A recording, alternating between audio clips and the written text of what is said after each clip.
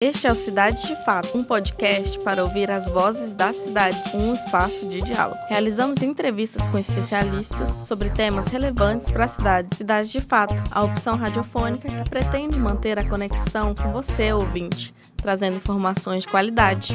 Nos acompanhe pela rádio UFT-FM 96,9 todas as segundas-feiras às 21 horas e nos visite também no site de endereço www.cidadedefato.com.br. Vamos ao nosso episódio de hoje. Sou Basoli e este é o nosso episódio de número 122. O tema do programa de hoje é Secretaria de Igualdade Racial. E para falar desse tema relevante, estamos aqui com Adão Francisco de Oliveira, que é secretário de Estado da Igualdade Racial. Hoje, acompanhando os trabalhos, Aline Silva. Aline, prazer em tê-la conosco. Oi, pessoal, muito bom estar aqui com vocês. Nossa conversa, acredito que vai ser muito produtiva. Adão, prazer imenso em recebê-lo aqui no Cidades de Fato. Muito obrigado pelo convite. Para mim é muito bom estar aqui, poder dialogar com vocês, Aline, Basoli, com a UFT e com toda a comunidade que acompanha os trabalhos desta rádio. Gostaria de agradecer aos nossos ouvintes e dizer que a amplitude do nosso trabalho está sendo cada vez maior aí no decorrer do tempo. Gostaria também de dar um alô para a nossa equipe, né? Nós temos um grupo que trabalha aí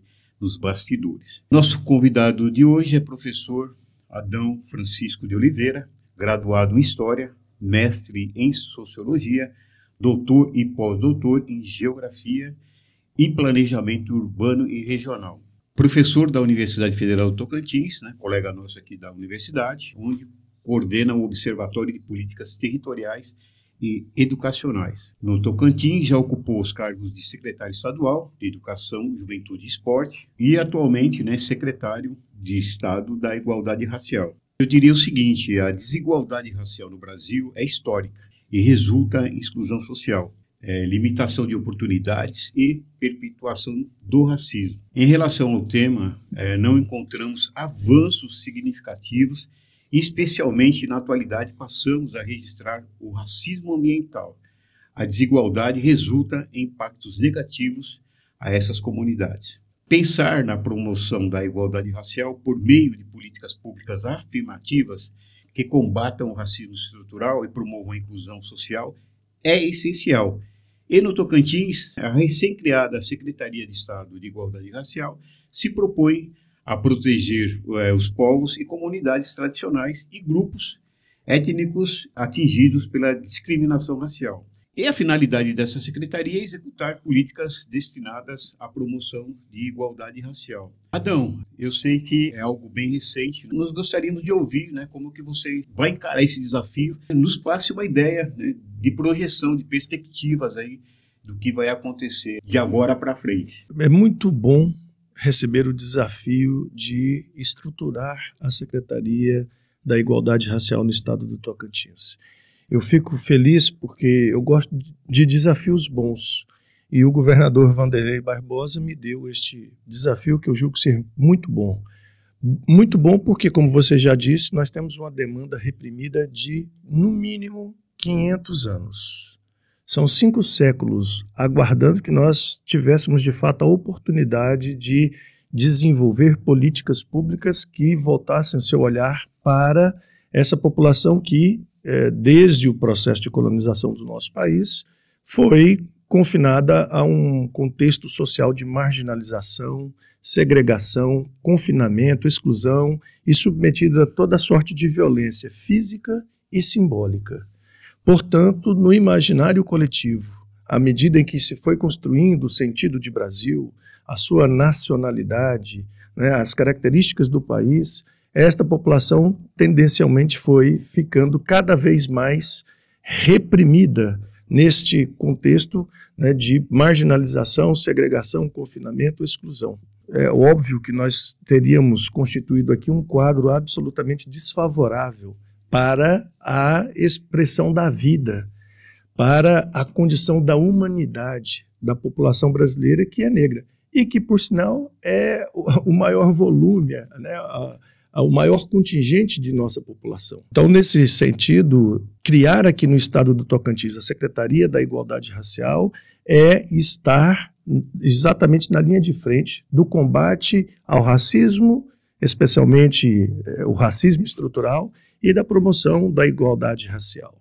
Secretário, primeiro eu queria fazer uma pergunta no sentido mais subjetivo, assim, e considerando sua trajetória enquanto um homem negro engajado na luta antirracista, eu queria saber quais momentos dessa caminhada o senhor considera mais marcantes e como que o senhor acredita que essas experiências o inspiram e devem orientar sua atuação frente à secretaria. Aline, eu fui forjado enquanto ser humano nos movimentos sociais. Desde criança, eu que sou da periferia de Goiânia, bairro Capuava, bairro neste contexto periférico de uma metrópole que estava em desenvolvimento.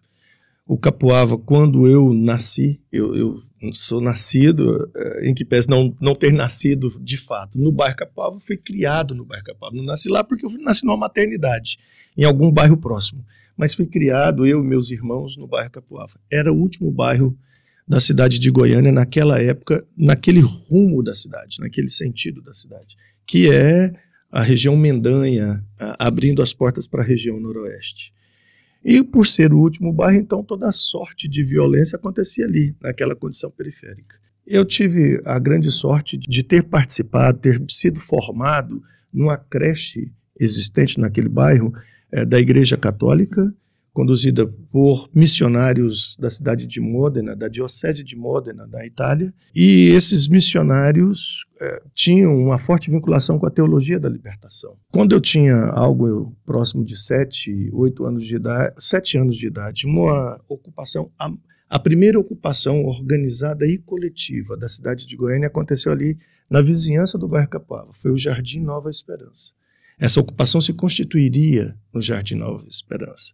Um bairro emblemático, simbólico, na luta do povo de Goiânia pela moradia. E as lideranças do bairro, num contexto de ditadura militar, não podiam fazer reuniões lá na área da ocupação por conta da repressão.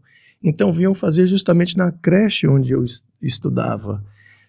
Então, nós víamos aquela movimentação, nós ouvíamos aquelas reuniões, nós participávamos de forma indireta daquele movimento e nós vivíamos aquela tensão e aquela expectativa. Isso foi moldando o ser político que há em mim. Então, depois disso, eu me abri para participação em tantos outros movimentos. Eu tive a oportunidade de participar como base, como dirigente e como formador da maioria absoluta dos espaços que eu me relacionei na minha trajetória de vida.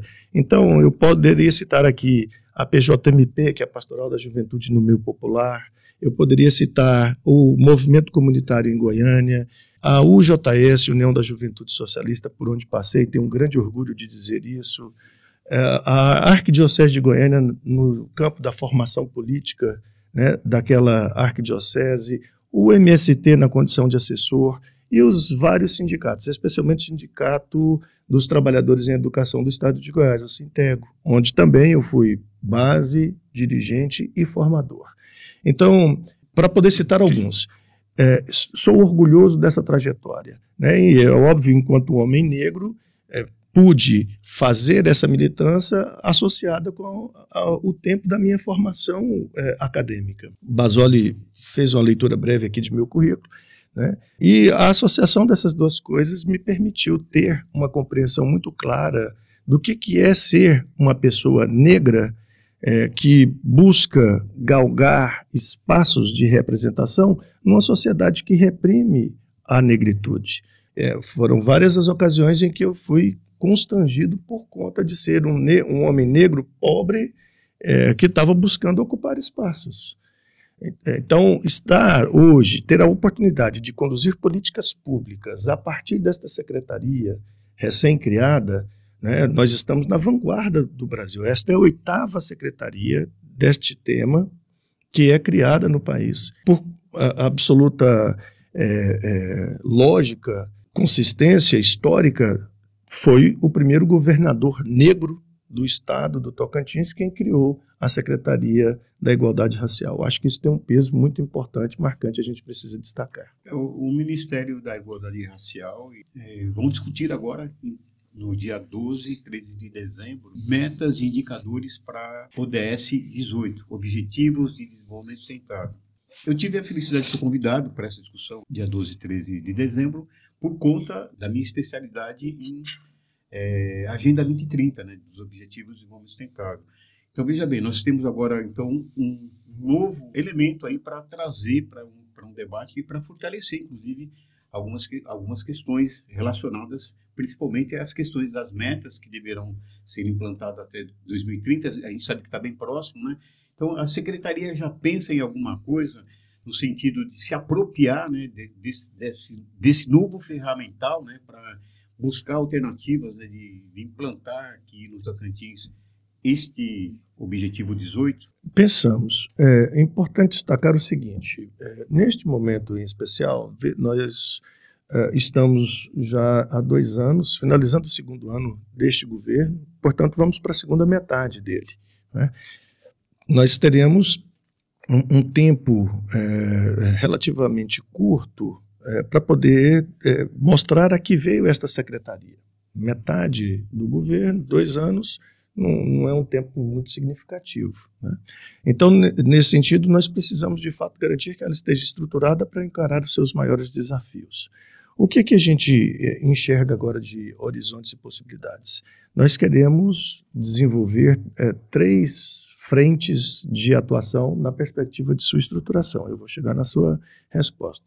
Antes de tudo, antes que essas 3 frentes possam, de fato, se concretizar, a gente tem que ter um amplo diagnóstico do que é, de fato, a negritude no estado do Tocantins, o que a caracteriza. E, nesse sentido, a gente tem a intenção de contratar algumas pesquisas junto à academia. Nós queremos mobilizar as universidades públicas existentes no nosso território, nós temos 4, o FNT, o FT, Unitins e FTO.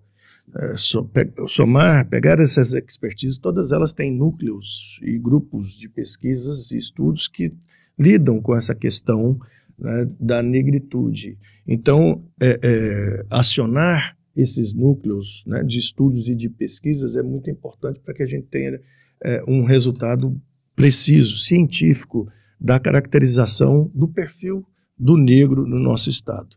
A gente precisa compreender qual é a dinâmica socioeconômica e a sua relação com a inserção no trabalho. Precisamos compreender a participação sociopolítica dos negros no Tocantins, especialmente na organização dos movimentos, das associações, né, das ONGs que são caracterizadas por esta atuação específica, e a gente precisa também compreender as manifestações culturais. Então, essas 3 linhas, né, de pesquisas para a gente é muito importante na perspectiva de compreender a organização da população negra no nosso estado. Então, tendo feito isso, isso vai acontecer paralelamente com o desenvolvimento das primeiras ações, que, como eu disse, se enquadrarão em 3 grandes eixos, Basoli. O primeiro eixo é o da instituição e do fortalecimento da participação social na gestão das políticas públicas. Precisamos criar os conselhos municipais de promoção da igualdade racial. Hoje nós temos um único conselho estruturado no estado do Tocantins, é o do município de Palmas. Araguaína e Gurupi ensaiam criar os seus conselhos, não foram criados ainda. E o resto do estado está descoberto. Estruturar os conselhos municipais para a gente é fundamental. Os municípios, as cidades precisam discutir, debater, dialogar e propor, né, políticas públicas de promoção da igualdade racial. É nosso papel agora fazer essa incentivação, né, esta motivação aos municípios. Depois, na segunda frente, nós precisamos realizar aqui no estado do Tocantins até junho do próximo ano, antes de junho, porque final de junho acontecerá a Conferência Nacional de Promoção da Igualdade Racial. Nós precisamos, até o início de junho, ter realizado a Conferência Estadual. Então, essa é uma segunda frente importante, né? Porque nessa conferência nós queremos não só ter a participação dos municípios, óbvio, para que nós constituamos a nossa delegação, né, de participação na Conferência Nacional, mas nós também queremos já ter um esboço, se não for para termos aprovado, a gente quer ter um esboço do que será o nosso sistema estadual de promoção da igualdade racial. Já existem várias leis criadas e constituídas neste sentido. Algumas leis foram apresentadas enquanto projeto por deputados estaduais, outras pelo próprio governo do estado. E já temos, então, elas aprovadas. Queremos juntá-las, ver o que falta e alinhavar todas essas leis, né, na perspectiva de ter uma coerência lógica e montar a engrenagem para que a promoção da igualdade racial possa funcionar no Tocantins. Portanto, seria a criação do nosso sistema estadual de promoção da igualdade racial. É um todo orgânico, muito bem articulado, que dialogue bem as partes e as funções e que a gente possa acionar. E a terceira frente, então, são as políticas do cotidiano, né, as políticas distributivas. Nós enxergamos 4 programas estruturantes que precisamos implementar aqui no Tocantins. O primeiro programa de educação em letramento antirracial, fundamental principalmente para servidores do Estado, né, os servidores da administração direta, servidores da educação, servidores das forças de segurança. A gente quer cobrir, né, dialogando com as pastas específicas e com as universidades, a formação desses agentes na promoção da igualdade racial e fundamentalmente no combate ao racismo. Um segundo programa estruturante é o de desenvolvimento sustentável das comunidades tradicionais.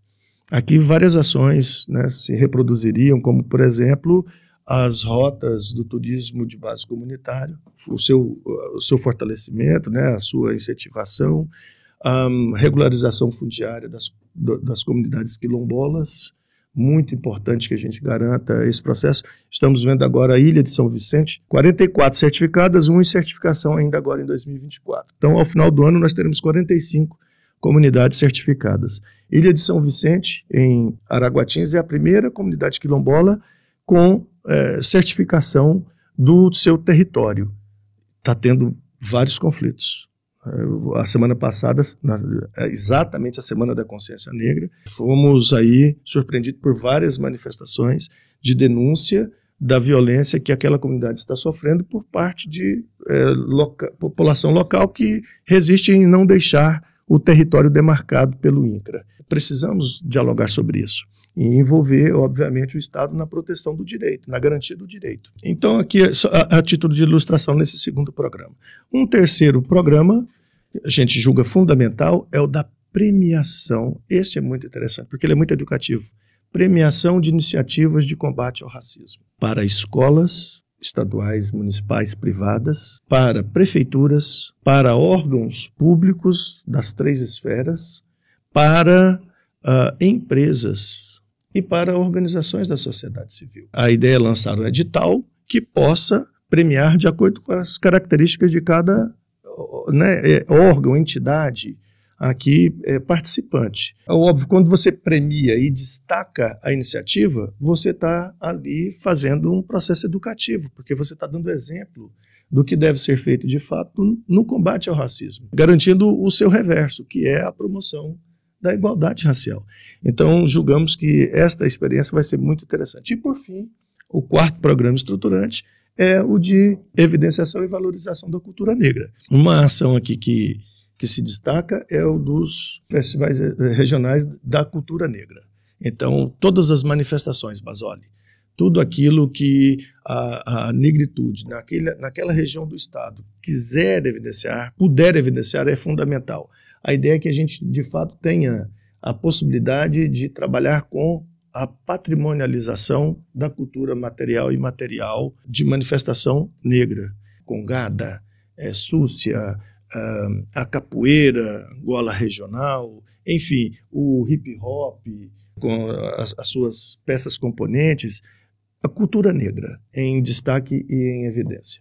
No campo da educação, pensando muito no que a Lélia Gonzalez nos fala sobre identidade, e principalmente que nós não nascemos pessoas negras, né, mas nós nos tornamos pessoas negras. Eu penso muito na educação de base mesmo, que é o ponto primordial onde a gente pode construir uma identidade. Na Defensoria, por exemplo, a gente tem recebido muitas denúncias, tanto de escolas públicas quanto de escolas privadas, de casos de racismo. Então, assim, não é uma coisa isolada, é uma coisa que acontece rotineiramente. Aí eu lembro de quando eu estava no ensino fundamental, no ensino médio, que não tinha essa discussão que pudesse provocar a construção de uma identidade racial.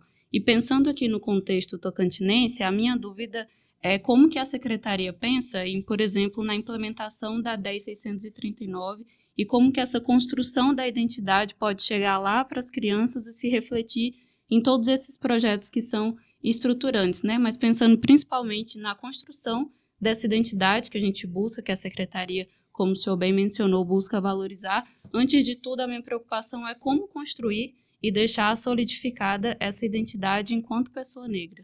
Perfeito, questionamento maravilhoso, Aline. Então, veja que aqui haverá uma transversalidade. 3 dos nossos programas contemplam bem esta perspectiva que você apresenta. O primeiro programa, que é o da educação em letramento antirracial. O terceiro programa, que é o da premiação de iniciativas de combate ao racismo para escolas, né? E o quarto programa, que é o da evidenciação da cultura negra. A intenção, partindo lá do primeiro programa, nós precisamos de estar juntos com a SEDUC para garantir que, neste primeiro programa estruturante, consigamos alcançar o máximo possível de formadores, de professores, né, de escolas do estado do Tocantins e depois para além, né, da rede estadual, também dos municípios. Veja você que a intenção aqui é que a gente possa dialogar com a SEDUC uma formação que alcance gestores. Nós tivemos agora um problema muito grave no contexto da Semana da Consciência Negra, semana passada, de uma escola no município aqui do estado, uma escola municipal, né, que organizou um desfile cívico nas ruas da cidade e apresenta as crianças ali acorrentadas, escravizadas, né? A ideia que se apresenta com aquele processo educativo é exatamente o contrário do que nós precisamos alcançar. Em vez de destacar a criança e o jovem negro com êxito, sucesso, plenamente dotado de direito, né, e de humanidade, apresenta ele na condição mais degradante, né, e aviltante da forma humana. Não é isso, né? Então, isso significa que gestores e professores precisam ser formados, precisam ser educados, precisam voltar para a escola também. E voltar para a escola significa garantir o espaço de uma formação continuada para aqueles que já são licenciados. Essa formação continuada, obviamente, deve acontecer pelas secretarias concorrentes dessa pauta. A SEDUC tem a prerrogativa, mas nós queremos entrar como associados, como uma secretaria, né, que tem aqui exatamente a condição precípua, né, de formular as políticas públicas para o combate ao racismo. Aqui a gente está vendo a reiteração, né, do racismo estrutural, que não se enxerga, não é facilmente identificado pelo sujeito, pelo ser social no cotidiano. Aliás, vale até destacar, né, essa é a condição do racismo estrutural. São 500 anos. 500 anos é tempo suficiente para se estruturar uma mentalidade, uma condição mental, né, dos sujeitos que passam a agir de uma forma programada e que não percebem os vícios dessa programação de sua ação social, por conta das introjeções ideológicas que a mentalidade conformou ao longo de séculos. A gente muda as conjunturas econômica, conjuntura cultural, a gente muda a conjuntura política muito rapidamente, mas a mentalidade continua sendo renovada a cada conjuntura sociopolítica que se supera. Então, precisamos começar a identificar esses elementos que caracterizam o racismo estrutural presentes no nosso comportamento cotidiano. E isso não é um exercício fácil, é um exercício, inclusive, muito dolorido. A autoidentificação é o ponto de partida. E para que a pessoa tenha capacidade de autoidentificar, de se perceber, de se policiar e encontrar os dispositivos que são componentes do racismo estrutural, ela precisa ter formação para isso. Então, é óbvio que toda a sociedade precisa ser formada. Eu que estou aqui agora na condição de secretário de Igualdade Racial do Estado de Tocantins, preciso ter este mesmo cuidado policial sobre o meu comportamento. Isso se estende para toda a sociedade. Nós não podemos em hipótese alguma, dormir quando se trata da vigília destes preceitos. Então, cidades de fato tem que fazer o recorte territorial de cidades. Então, você já adiantou a questão dos conselhos municipais, eu acho que é essencial, é aí que vai dar a estruturação realmente. Eu tenho um pensamento, eu faço esse debate aqui no Estado, há 25 anos que eu estou aqui, sobre a Secretaria das Cidades, mas não nos moldes da forma que ela foi instituída e ela funciona hoje, que eu acho que os municípios eles precisam de um elo de ligação muito mais amplo do que a Secretaria da Cidade faz hoje. Hoje, tratamento é infraestrutura, alguma coisa de... Eu acho que ela tem que ser o elo em vários aspectos. Até porque todas as secretarias buscar esse elo com a cidade, primeiro, tem um custo enorme, segundo, é antiproducente. Eu acho que uma Secretaria de Cidades fazendo essa interligação... Eu vou pedir a sua opinião também em relação a essa interligação. Por exemplo, nós vamos ter agora a Conferência de Meio Ambiente aqui em Palmas, né? Vai ser falado de racismo ambiental. Por exemplo, nós estamos com a Gabriela, que é de Cidade de Fato também, em Baku, falando... discutindo, fazendo negociação, inclusive participando das mesas de negociação, falando do racismo ambiental, discutindo. Ela, inclusive, ela está num programa anterior a esse e tal, então ela mostra claramente a dificuldade de discussão, principalmente a nível internacional, até pela compreensão. Então, assim, qual é a possibilidade de fazer essas interligações? Você sabe, você da área de geografia e história, que as coisas acontecem lá no município. Não tenho dúvida que a estruturação tem que estar lá em cima mesmo, mas na hora que chegar lá no município, como é que os municípios vão trabalhar no aspecto um pouco da estruturação educacional, recursos, enfim, várias questões aí que a gente tem que posicionar. Então, eu gostaria de ouvir um pouco você sobre esse histórico que eu trago aí para a gente fazer para o debate nosso. Perfeito. Você já acusou, né? Você já demonstrou. Esta secretaria, ela precisa ser interinstitucional. O papel dela é um papel de dialogar e se articular com outras secretarias e com outros órgãos públicos. Ela tem um papel de aconselhar, construir conjuntamente. Óbvio, determinadas ações ela vai desenvolver por ela própria, mas a maioria das ações depende dessa articulação interinstitucional, porque a questão da promoção da igualdade racial é transversal. Então, ela precisa estar em todas as políticas públicas. Logo, nós vamos ter aqui a Conferência do Meio Ambiente e nós queremos sim, e iremos participar juntamente com a SEMAR desta construção. Há uma determinação do governador Wanderley Barbosa de que a gente, de fato, faça o diálogo para que as próximas ações contundentes das secretarias, aquelas mais vigorosas, possam ter a nossa presença e participação.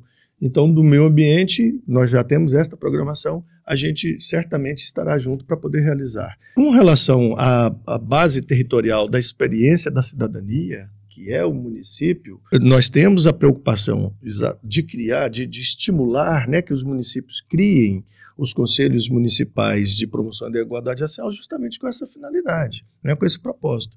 Se por um lado é preciso criar o conselho, por outro lado é preciso também que pelo menos algum órgão já existente da estrutura da administração municipal incorpore os preceitos desta função, que é a promoção da igualdade racial. Nem todo município criará uma secretaria específica, mas instituir dentro de alguma das secretarias existentes um órgão, um setor que seja responsável por trabalhar essas políticas públicas. Isso daria a possibilidade para que o conselho instituído, com a representação da sociedade civil, pudesse atuar diretamente em diálogo com a municipalidade na perspectiva de construir essas políticas públicas naquele município, e o Conselho fazer o monitoramento das políticas que foram construídas, e a participação social a partir desse instrumento. Isso, para nós, será um ganho muito grande, permitir que, de fato, na base territorial, nas cidades, de fato, aconteça a promoção da igualdade racial a partir dessa dupla iniciativa. A instituição do Conselho Municipal de igualdade racial, por um lado. Por outro lado, a inclusão na estrutura da administração municipal do setor que vai ter a prerrogativa de criar, né, e de implementar as políticas de promoção da igualdade racial. Nesse sentido, o Sinapir está no radar de vocês para fazer essa implantação? Sem sombra de dúvida, sem sombra de dúvida. A Sinapir é fundamental. Eu irei agora a Brasília no dia 12, próximo dia 12. A Sinapir é a Secretaria do Ministério de Promoção da Igualdade Racial e o SINAP, o Sistema Nacional de Promoção da Igualdade Racial. As duas coisas para nós têm muita importância. A Sinapir, a Secretaria, né, porque ela tem a prerrogativa, inclusive, de implantar o SINAPIR, o Sistema Nacional. O diálogo com esta Secretaria do Ministério de Promoção da Igualdade Racial precisa ser o diálogo mais estreito com essa estrutura do governo federal.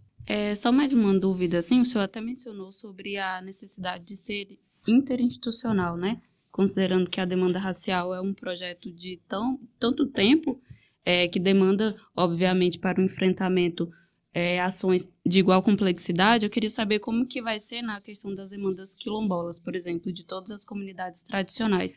O diálogo com as outras secretarias que já existem, como a CEPOD, por exemplo, a secretaria que lida com os povos tradicionais, e com as outras frentes, né? Porque, como o senhor também já mencionou, é um projeto de longa data e as permanências da colonialidade permanecem aí nas mais diversas frentes. Então, quando a gente vai falar da mulher, na Secretaria da Mulher, a gente tem que ter esse recorte racial.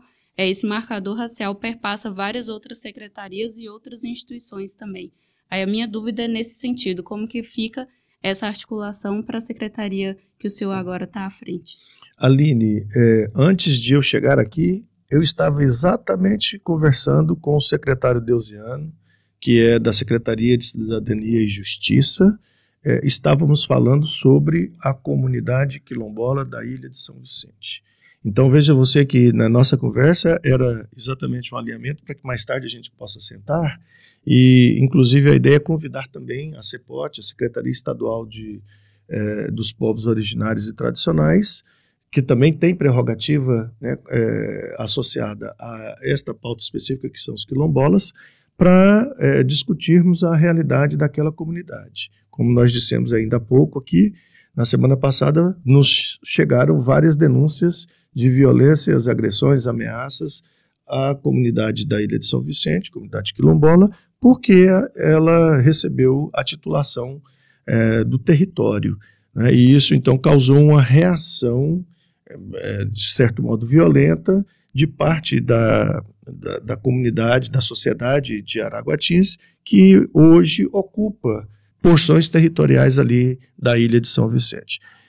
Então é isso, é sempre dialogando com as outras pastas que são corresponsáveis. A CECIJU, Secretaria de Cidadania e Justiça, tem dentro dela ali uma superintendência que é de direitos humanos, muito bem conduzida pelo GECE. GECE que é uma figura importantíssima aqui no nosso estado do Tocantins, que lida com essas questões dos direitos humanos. E, ao passo que na CEPOT, a Secretaria Estadual dos Povos Originários e Tradicionais, há uma diretoria para tratar, né, da questão dos quilombolas. Na nossa secretaria também é uma diretoria para tratar da questão dos quilombolas. Então precisamos todos sentar juntos, dialogar, para poder ver ações que dizem respeito a este problema que está acontecendo em Araguatins. É importante, inclusive, dizer, com outros órgãos também, além do Ministério Público, as defensorias. No dia 27, quarta-feira, estarão em Araguatins a Defensoria Pública da União e a Defensoria Pública do Estado, para tratar desta questão da Ilha de São Vicente. A nossa intenção é poder acompanhar esta comitiva e ali fazermos uma grande força-tarefa na tentativa de resolver esse problema, que é um problema fundiário. Infelizmente, estamos caminhando para o final do episódio de hoje. O assunto inesgotável, obviamente, né? Fica aí já o convite antecipado para próximas oportunidades. A gente quer acompanhar os Cidades de Fato, né? Já passaram por aqui vários representantes, né, de movimentos negros discutindo. Inclusive, uma das especialistas, Aline Silva, tem um trabalho de mestrado que fala sobre a mobilidade, né, com recorte racial aqui em Palmas. Acho que é importante a gente conhecer todas essas movimentações. Eu peço para que você faça uma indicação cultural. E, Adão Francisco, para você, o que são cidades de fato? Cidades de fato são todas as cidades, na verdade. Elas existem no concreto, na realidade do cotidiano, na base, se constituindo como base territorial para a experiência da cidadania. E no caso específico da população negra, cidadania se garante com promoção da igualdade racial, tanto nos espaços urbanos quanto nos espaços rurais, que também são constituintes das cidades. A indicação cultural, eu gosto dos Miltons. Milton Nascimento, então eu vou apresentar aqui inclusive uma música específica, Clube da Esquina 2, com letra, porque tem o Clube da Esquina 2 sem letra, Clube da Esquina 2 com letra, e Milton Santos, são os pretos de meu coração. Milton Santos, O Espaço do Cidadão, obra muito importante e fundamental do pensador, para que a gente reflita, né, sobre a possibilidade de fato, exercermos cidadania nesta base territorial das cidades de fato. Suas considerações. Eu fico muito feliz de ter participado aqui com vocês desse programa, de número 122. Foi uma honra conhecer a Aline, uma jovem pesquisadora muito eloquente, com um pensamento muito bem organizado, com perguntas muito bem formuladas. Obrigado, Aline, né, por sua presença aqui. Obrigado ao professor Basoli, um amigo de tantos anos, aí discutindo cidades juntos, né, sempre. Basoli é uma grande expressão da nossa Universidade Federal do Tocantins e é sempre muito bom estar contigo. Agradecemos a todos, Aline. Uma temática caríssima, pessoalmente falando, agradeço a todos e ficamos aí com a próxima discussão. Agradeço aos ouvintes, né, e a semana que vem estaremos aí com novos temas e novos convidados. Até semana que vem. Cidade de Fato de hoje contou com Giovana Ferreira na locução, Júlia Conca, Érica Nascimento, Giovana Ferreira, Aline Silva e Karine Corrêa no desenvolvimento de conteúdo, Rodrigo Basoli no design gráfico, apoio técnico e edição, professor João Basoli na produção e coordenação geral. Agradecemos imensamente aos nossos convidados e à equipe do Cidade de Fato, mas especialmente a você, nosso ouvinte. Semana que vem voltaremos com novos temas e novas entrevistas. Até lá!